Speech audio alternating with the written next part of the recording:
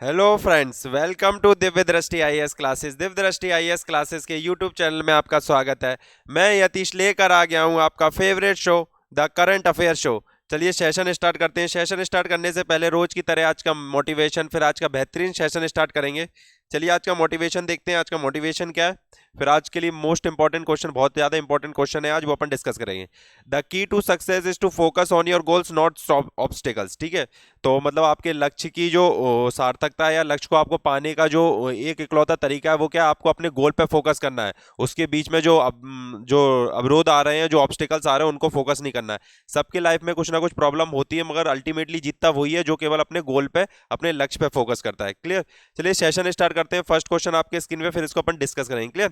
Which agency has announce to launch the DART spacecraft on November 24 2021। ठीक है, हाल ही में एक एजेंसी है, तो उसका नाम बताना है, जिसने डार्ट मिशन अपने स्पेस में भेजा है। ठीक है, तो डार्ट मिशन क्या है, किससे रिलेटेड है, ये पूरा अपन डिटेल में डिस्कस करेंगे। ठीक है, हिंदी में देख लीजिए, फिर इसको अपन डिटेल में डिस्कस करते हैं।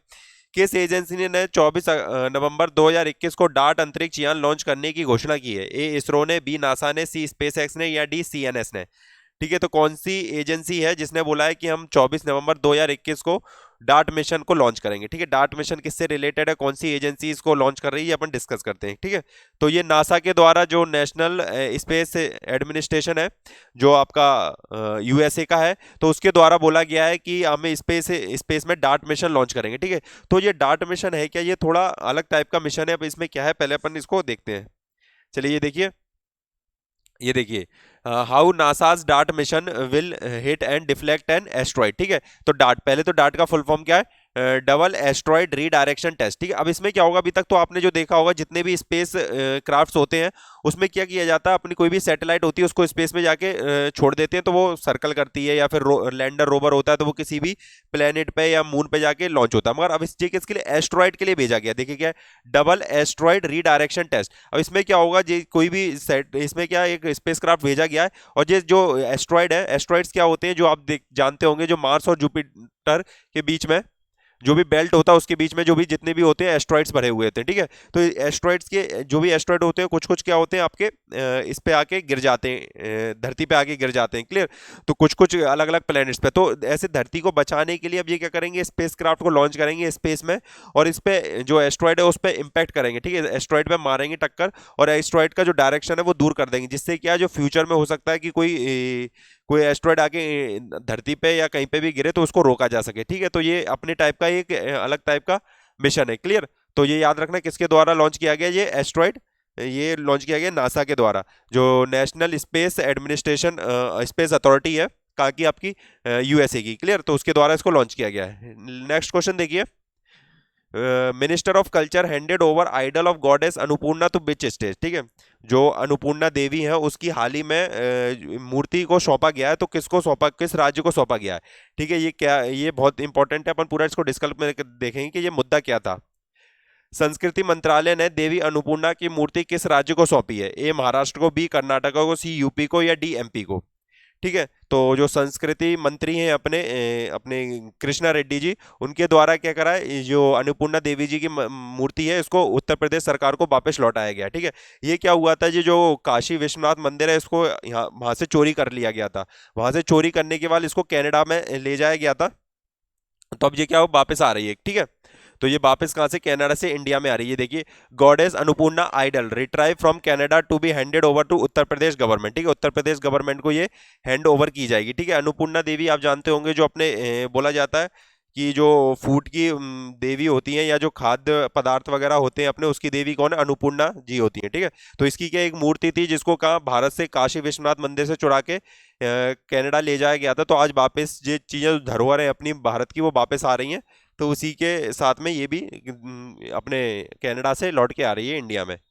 नेक्स्ट क्वेश्चन देखिए, who has been appointed as a new CISF director general. ठीक है, तो अभी आप देख रहे हो कि हाल ही में बहुत सारे अपॉइंटमेंट हो रहे हैं। अपन ने लास्ट करंट अफेयर में देखा था कि भारत के नए नेवी चीफ को भी चुन लिया गया। ठीक है, जैसे आर हरी कुमार थे। ठीक है, तो उसी तरीके से अब जो सीआईएसएफ है, सेंट्रल इंडस्ट्रियल सिक्योरिटी फोर्स, उसके नए महानिदेशक किसे चुना गया है? आपको आंसर ऑप्शन है, ए सीलवर्धन सिंह, बी करमबीर सिंह, सी राहुल शेट्टी, या डी वरुण वेन वेरिन।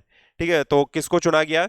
तो सील वर्धन सिंह जी हैं, इनको क्या जो CISF है, सेंट्रल इंडस्ट्रियल सिक्योरिटी फोर्स, उसके नए DG या डायरेक्टर जनरल के रूप में, महानिदेशक के रूप में इसको इनको नियुक्त किया गया। ठीक है, तो CISF क्या है, अपन पूरा इसको डिटेल में डिस्कस करते हैं। चलिए इसका ये देखिए, Sheel Vardhan Singh appointed as a CISF DG। ठीक है, तो ये CISF DG बनाए गए हैं और काफ़ी ज़्यादा अपॉइंटमेंट हो रही है। उसी तरीके से एक अतुल करवार जी, उनको NDRF चीफ भी बनाया गया। ठीक है, तो जो CISF है, इसका फुल फॉर्म क्या है, सेंट्रल इंडस्ट्रियल सिक्योरिटी फोर्सेज। ठीक है, जो अपनी जितनी भी बड़ी बड़ी PSUs होती हैं, एयरपोर्ट्स होते हैं, जितनी बड़ी बड़ी स्टैब्लिशमेंट होती हैं भारत सरकार के, उनका सारा सिक्योरिटी कौन देखती है, CISF देखती है। ठीक है, तो जिसके ये देखिए एजेंसी कौन बना दिया, सील वर्धन सिंह जी IPS है, जो इनको इसका डायरेक्टर जनरल बना दिया गया है। क्लियर, ये स्टेब्लिश कब हुई थी, ये पार्लियामेंट में ये 10 मार्च 1969 को इसको बनाया गया था। ठीक है, 10 मार्च 1969 को इसको स्टेब्लिश किया गया था। क्लियर, नेक्स्ट क्वेश्चन देखिए, नेक्स्ट क्वेश्चन भी अपॉइंटेड आप देख रहे हैं, अभी फ्रीक्वेंटली अपॉइंटमेंट चल रहे हैं। क्लियर, नेक्स्ट क्वेश्चन देखिए, who has been appointed as the new director general of NDRF। ठीक है, NDRF के नए महानिदेशक किसको बनाया गया। ठीक है, NDRF क्या है, अपन पूरा इसको डिटेल में डिस्कस करेंगे। ठीक है, हिंदी में देखिए इसका, फिर अपन इसको डिस्कस करते हैं। हिंदी ट्रांसलेशन देखिए इसका, NDRF के नए महानिदेशक के रूप में किसे नियुक्त किया गया है, A गौरव शर्मा को, B MP सिंह को, C राज्य शेट्टी को, या D अतुल करवाल जी को। ठीक है, अपन ने इससे पहले जो क्वेश्चन था, प्रीवियस क्वेश्चन था, उसमें भी अपन ने देखा था कि अतुल करवाल जी को NDRF का नया डायरेक्टर जनरल बना दिया गया है। क्लियर, तो NDRF क्या है, अपने लिए मुद्दा मेन क्या है, NDRF क्या है और ये किससे रिलेटेड और ये कैसी सर्विस अपनी डिलीवर करती है। ये देखिए, Atul Atul Karwal appointed as the NDRF chief. ठीक है, अतुल करवार जी जो ये देखिए जो IPS है, उसको डायरेक्टर बना दिया गया NDRF का। ठीक है, NDRF क्या, नेशनल डिजास्टर रिस्पांस फोर्स। ठीक है, भारत इकलौती ऐसी कंट्री है जिसमें जिसके लिए इन्वायरमेंट में जो भी डिजास्टर आते हैं उसके लिए डेडिकेटेड फोर्स है। ठीक है, डेडिकेटेडली एक फोर्स बनाई, जैसे पुलिस या लॉ एंड ऑर्डर्स के लिए होती है, आर्मी बॉर्डर सिक्योर करने के लिए होती है, उसी तरीके से डिजास्टर को रिस्पॉन्स करने के लिए NDRF बनाई गई, डिजास्टर रिस्पॉन्स फोर्स बनाई गई। ठीक है, तो ये कब बनाया गया था,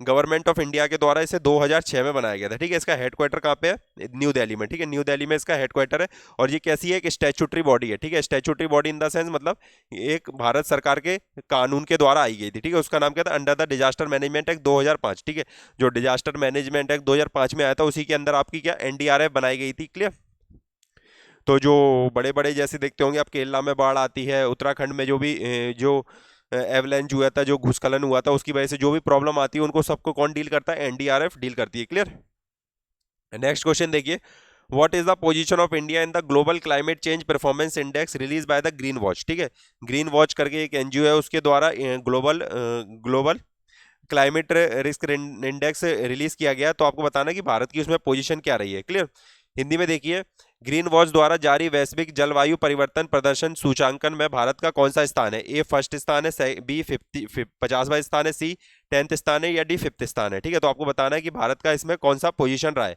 क्लियर, तो इसका करेक्ट आंसर देखिए, इसका करेक्ट आंसर है 10th। तो भारत का इसमें कौन सा 10th पोजीशन रही है, इंडिया ने 10वीं पोजीशन हासिल की है। ठीक है, तो इंडिया ने बहुत अच्छा परफॉर्म किया और टॉप 10 देशों में इंडिया ने अपनी जगह बनाने में कायम हुआ है। क्लियर, तो जो टॉप 3 पोजीशन है ये हमेशा की तरह इस बार भी एम्प्टी रही है। चलिए पहले आप ये देखिए, ये देखिए Denmark Sweden led the way climate change performance index. ठीक है, India is the number 10th with the score of 69.22।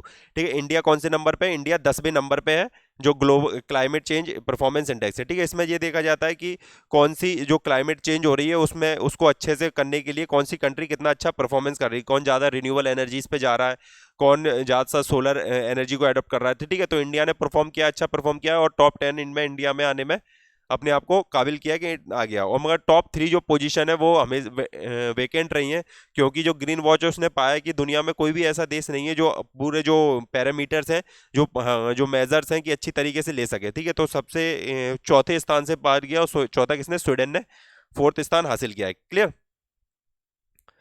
चलिए नेक्स्ट देखिए, नेक्स्ट क्वेश्चन देखते हैं अपन। ठीक है, तो एनवायरमेंट से रिलेटेड क्वेश्चन है, which country will host the COP27 summit conference 2022। ठीक है, अभी अब आपने देखा होगा कि अभी रिसेंटली अपनी जो COP26 है, जो UNFCCC की COP26 हुई है, वो खत्म हुई है। ठीक है, तो अब उसी के बाद अब उसकी मेजबानी आपने देखा होगा कि ग्लासगो में हुई थी। क्लियर, जिसमें अपने honourable prime minister of India भी गए थे। उसी तरीके से जो COP26 है वो होने वाली है, तो आपको बताना है वो किस देश में होने वाली है। हिंदी पे देखिए, फिर इसको अपन डिस्कस करते हैं। कौन सा देश COP27 सम्मेलन 2022 की मेजबानी करेगा? ए चाइना करेगा, बी इजिप्ट करेगा, सी केन्या करेगा, या डी इंडिया करेगा? ठीक है, इनमें से कौन सा देश है जो COP27 या कॉन्फ्रेंस ऑफ पार्टी 27 है, 27 भी है, उसका होस्ट करेगा? क्लियर। तो इसका करेक्ट आंसर देखिए, इसका करेक्ट आंसर क्या है? इसका करेक्ट आंसर है इजिप्ट। ठीक है, इजिप्ट को होस्ट कंट्री बनाया गया 2027 पे conference of party. Clear.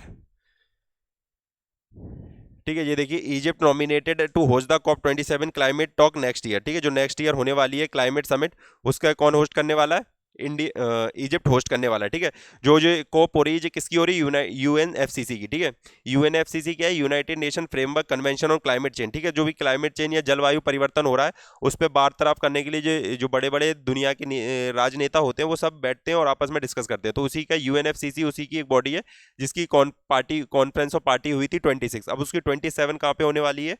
Egypt में। ठीक है, तो ये 1992 में इसको बनाया गया था। क्लियर। UNFCC जो था वो 1992 रियो समिट था, उसके अंतर्गत बनाया गया था। क्लियर। नेक्स्ट क्वेश्चन देखिए, नेक्स्ट क्वेश्चन इंपॉर्टेंट क्वेश्चन है। When is the national education day is celebrated? ठीक है, हर साल जो राष्ट्रीय शिक्षा दिवस किस दिन मनाया जाता है? ठीक है, किसकी याद में मनाया जाता है, कब मनाया जाता है, ये अपन पूरा डिस्कस करेंगे। हिंदी देखिए, राष्ट्रीय शिक्षा दिवस प्रत्येक वर्ष किस दिन मनाया जाता है, किस तिथि को मनाया जाता है? ए ऑप्शन है आपका 11 नवंबर को मनाया जाता है, बी आपका 16 नवंबर को मनाया जाता है, सी आपका 10 नवंबर को, या डी 1 नवंबर को मनाया जाता है। ठीक है, तो किस दिन राष्ट्रीय शिक्षा दिवस मनाया जाता है, किसकी याद में मनाया जाता है, ये अपन पूरा डिस्कस करेंगे। क्लियर। तो चलिए इसको अपन देखते हैं, इसका करेक्ट आंसर देखते हैं कब मनाया जाता है। ठीक है, तो हर साल 11 नवंबर को आपको जो नेशनल एजुकेशन डे बनाया जाता है। ठीक है, तो अपने जो आज़ाद भारत के पहले एजुकेशन मिनिस्टर या शिक्षा मंत्री थे जो मौलाना अब्दुल कलाम आज़ाद, तो उन्हीं की याद में आपका हर साल शिक्षा दिवस मनाया जाता है। ठीक है, ये देखिए, इनके द्वारा बहुत अच्छा कोट भी बोला गया है, education imparts by the heart can bring revolution in the society. ठीक है, जो दिल से दी गई या जो एजुकेशन दिल से दी जाती है उससे आप सोसाइटी का पूरा परिवर्तन कर सकते हैं। ठीक है, एजुकेशन आप जानते हैं is the most powerful weapon to change the world. Clear. तो ये देखिए, national education day 2002, interesting fact. ठीक है, तो Maulana Abdul Kalam Azad served as the first education minister 1947 से लेकर 1948 तक इन्होंने एजुकेशन मिनिस्टर के रूप में इंडिया का पदभार संभाला था। क्लियर।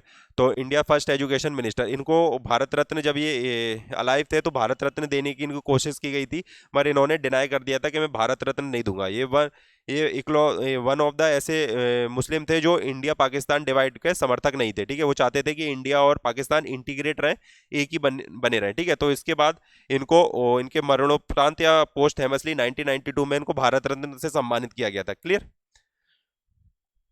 चलिए नेक्स्ट क्वेश्चन देखते हैं, नेक्स्ट क्वेश्चन पे मूव ऑन करते हैं। नेक्स्ट क्वेश्चन देखिए, India launches electric vehicle awareness portal on November 10, what is it's name? ठीक है, हाल ही में नवंबर 10 को भारत ने एक इलेक्ट्रिक व्हीकल की जागरूकता अवेयरनेस फैलाने के लिए एक पोर्टल लॉन्च किया है, तो उस पोर्टल का नाम क्या है ये आपको बताना है। ठीक है, तो आप जानते हैं जो कॉन्फ्रेंस ऑफ पार्टीज 26 हुई उसी के अंतर्गत इंडिया ने एक पोर्टल लॉन्च किया है, उसका नाम बताना है कि इलेक्ट्रिक व्हीकल जो इलेक्ट्रिक वाहन है उसका ज़्यादा से ज़्यादा प्रोत्साहन मिल सके। क्लियर। हिंदी में देखिए, भारत ने 10 नवंबर को इलेक्ट्रिक वाहन जागरूकता पोर्टल लॉन्च किया है, इसका नाम क्या है? ए ऑप्शन है आपका गो ग्रीन, बी है आपका जीरो एमिशन, सी ग्रीन व्हीकल, या डी है ई अमृत पोर्टल। ठीक है, इनमें से क्या नाम है जो भारत ने 10 नवंबर को electric vehicle awareness portal launch किया है? ठीक है, तो इसका करेक्ट आंसर है ई अमृत पोर्टल। ठीक है, तो भारत सरकार ने जो कॉन्फ्रेंस ऑफ पार्टीज COP26 हुए उसी के अंदर एक इलेक्ट्रिक व्हीकल जागरूकता awareness campaign E Amrit portal launch किया है। क्लियर। चलिए ये देखिए, India launches electric vehicle awareness portal E Amrit hopes to accelerate E mobility revolution. ठीक है, आप जानते हैं कि जो पेट्रोल डीजल है इनके जो प्राइजेस है काफ़ी ज़्यादा हाइक हो रहे हैं, और उसके बाद भी प्राइजेस हाइक हो रहे हैं और ऊपर से ये पोल्यूशन भी काफ़ी ज़्यादा करते हैं। ठीक है, तो इस सबको दोनों चीज़ों को कर्व करने के लिए, एक तो उनकी जो प्राइस हाइक है उसको रोकने के लिए, और दूसरा जो भी इनकी पोल्यूशन है उसको रोकने के लिए इलेक्ट्रिक व्हीकल्स पे स्विच होने के लिए गवर्नमेंट ऑफ इंडिया काफ़ी ज़्यादा फोकस कर रही है कि लोग ज़्यादा से ज़्यादा इलेक्ट्रिक व्हीकल पे फोकस हो सके। तो उनकी जो जागरूकता है उसको बढ़ावा देने के लिए ई अमृत पोर्टल नाम से भारत सरकार ने एक पोर्टल लॉन्च किया है। क्लियर। नेक्स्ट क्वेश्चन देखिए, हैजे art unique painting style is a traditional art practice in which Indian state? ठीक है, जो हैजे आर्ट है ये एक तरह की अपने आप की अलग टाइप की पेंटिंग है। ठीक है, तो इसका भी ये हाल ही में खबरों में थी, तो आपको ये बताना है ये किस राज्य से बिलोंग करती है। ठीक है, तो ये देखिए, हेजी कला एक अनूठी चित्रकला शैली है जो भारत के किस राज्य की परंपरा शैली है? ठीक है, ए आंध्र प्रदेश की है, बी उत्तर प्रदेश की है, सी कर्नाटक क्या की है, या डी हिमाचल प्रदेश की है। तो आपको बताना है कि जो हेज कला है, अभी हाल ही में खबरों में भी थी ये, तो ये किस राज्य की अनूठी चित्रकला है? क्लियर। तो इसका करेक्ट आंसर देखिए, फिर इसको अपन डिस्कस करते हैं ये किस राज्य की चित्रकला है। ठीक है, तो ये है आपकी कर्नाटका। ठीक है, कर्नाटक की ये एक फेमस चित्रकला है, और काफ़ी क्या इसको जो इसके जो बुनकर हैं इनकी जो नंबर है, इनकी जो संख्या बहुत कम हो रही है। तो इन्होंने बोला है भारत सरकार से कि आप हमें संरक्षण दीजिए, हमें बचाने की कोशिश कीजिए।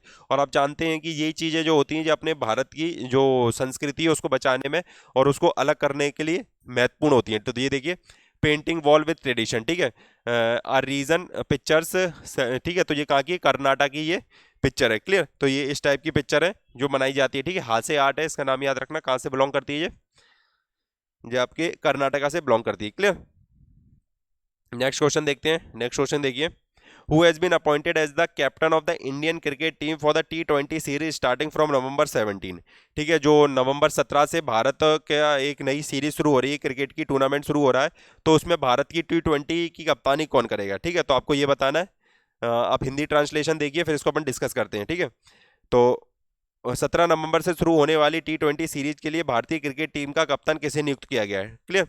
ए KL राहुल जी को, बी रोहित शर्मा को, सी हार्दिक पांड्या को, या डी शिखर धवन को। ठीक है, तो आप जानते हैं कि विराट कोहली ने T20 से कैप्टनसी से रिटायरमेंट ले लिया, तो अब उनकी जगह पे जो 17 नवंबर से भारत की श्रृंखला चालू होने वाली है, तो उसमें भारत का कैप्टन जो T20 है उसकी कैप्टनसी कौन करेगा? ठीक है, तो ए आपका है KL राहुल, बी आपका रोहित शर्मा, सी हार्दिक पांड्या, या डी शिखर धवन।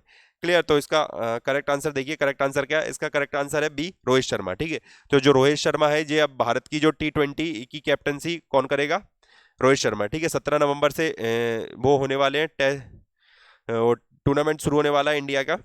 ठीक है, ये देखिए, देखिए Rohit Sharma named new India T20 cricket captain. ठीक है, रोहित शर्मा इनके नए कप्तान बने हैं। ठीक है, तो चलिए, this is for the day. Hope आपको सेशन पसंद आया तो प्लीज़ लाइक शेयर सब्सक्राइब कर दीजिए, और दिव्य दृष्टि IAS के ऑफलाइन बैचेज ज्वाइन करना ना भूलिए। Thank you very much for joining the session.